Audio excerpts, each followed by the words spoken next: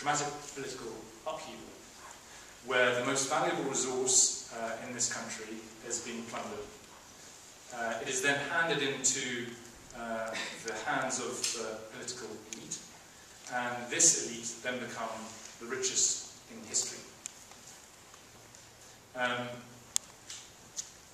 If I dare ask anyone in the floor to have a guess as to where that is, this is no trick question, lots of right answers to this, but any initial country anyone like to suggest? Sorry, Korea? Yeah? US? Russia. That's partly the point. One scary bearded man, Russia. Another scary bearded man, perhaps less scary, but given that he was around with the Norman Conquest, probably photographs weren't as label. This fella is Alan Rufus. You may not have heard of him. No, as I say, not a trick question.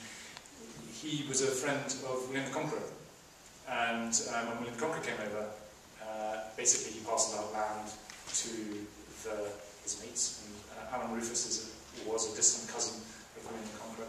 Alan Rufus is the richest person ever lived in the UK. He's in the top 10 richest people ever to have lived. He's worth about £81 billion in terms of today's money, which, if you look at some of the Russian, slightly terrifying Russian billionaires, they pale in terms of into comparison. So I think what I wanted to try and say is, what Franklin said, is that history doesn't necessarily repeat itself, but it does rhyme.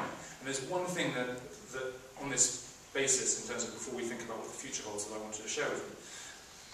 Let's go back, not quite far back as the Norman Conquest, but look at the wealth of the wealthiest people in 1996. So what this is of all the richest people in the world, where were they based? And broadly what you have in 1996 is Asia-Pac has the most amount of wealth of rich people.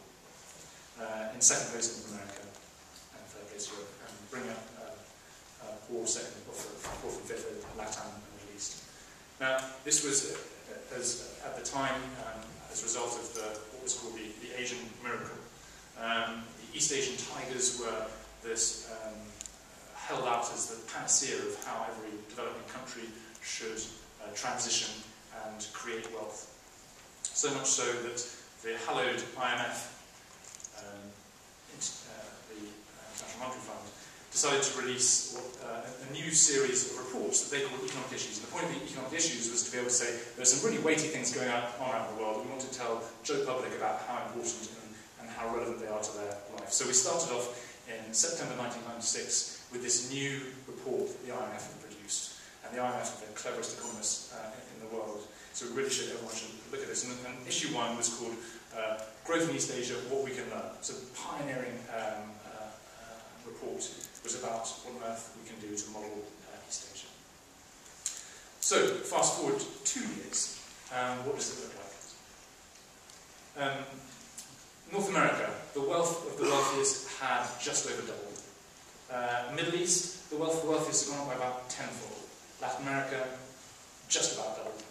Europe, flat.